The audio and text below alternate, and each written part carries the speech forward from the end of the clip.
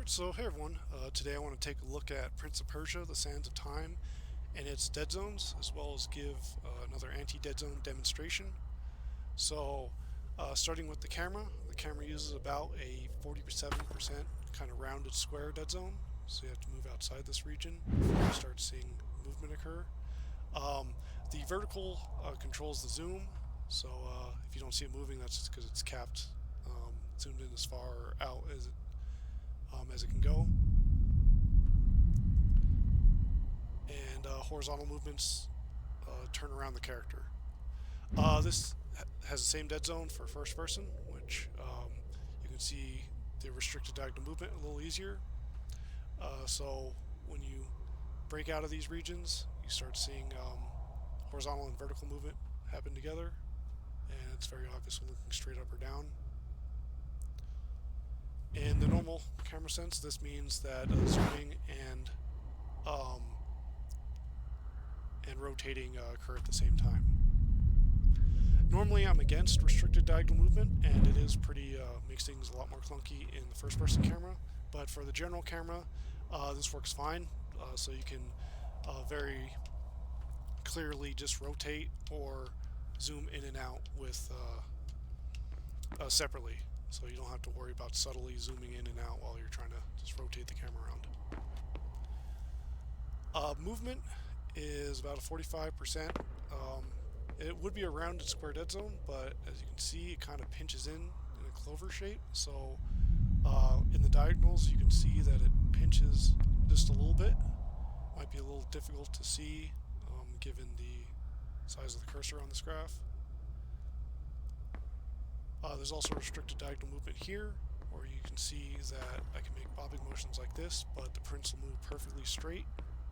This is until you break out into these green regions where you start seeing diagonal movement occur.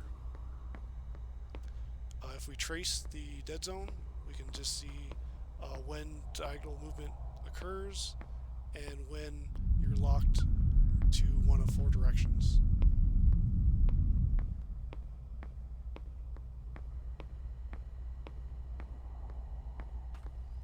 The shaded regions on the graph represent the full speed run threshold. And you can see the kind of pinched clover shape a little more obvious in here since these things carry over as well.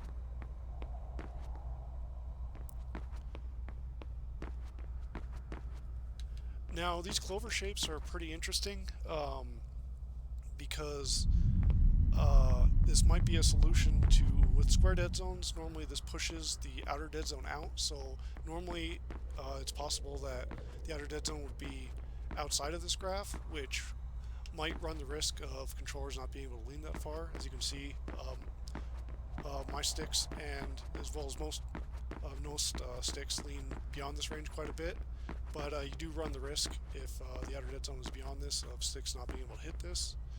So pinching in the corners like this might have been their solution. They went a little far because you can see just how far this dips inward. In this case, doesn't matter too much, but it is a weird solution, and I'm normally against restricting diagonal movement because there's really no reason not to offer full diagonal movement for movement,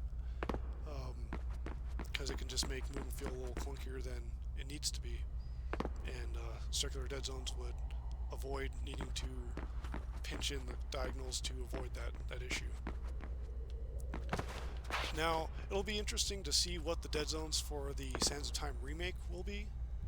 See if these are going to be different from this in any way, which they probably will be, depending on the engine they're using. And the games that came before, Forgotten Sands has a pretty similar dead zone, just without these pinched in corners.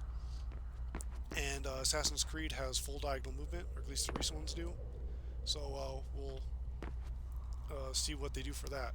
But I want to demonstrate an anti-deadzone, or do an anti-deadzone demonstration to show what circular dead zones might look like. So I'll change the overlays to try to demonstrate that and enable this. So as you can see, I'm setting up a circular dead zone, and this is the input moving right now. And once I break out of this circular dead zone, then I counter the game's dead zone to try to emulate a circular dead zone. So as you can see, now when I'm moving right around the axes, there's a granular diagonal movement occurring. I'll move into first person just to demonstrate this a little more. This is a little janky because of how fast angular movement starts. But you can see that movement starts much sooner than it does. I've set a 20% circular dead zone instead of the 47% or so that the camera currently uses.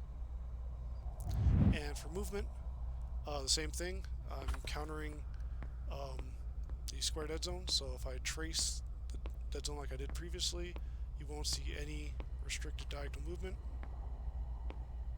And you can actually see I'm also countering, or attempting to counter the kind of clover shape. As you can see, the output is sort of pinching in the corners. So there's full diagonal movement, and if I'm running fully, you can kind of see the diagonal compensation a little more clearly. And of course, this doesn't affect anything you can do in game, so having full diagonal movement really has no effect. It's just kind of positive for this type of game. But that about covers it. Hopefully this was interesting. I'll probably compare this with the Sands of Time remake when it comes out. But thanks for watching, and everyone, have a good rest of your day.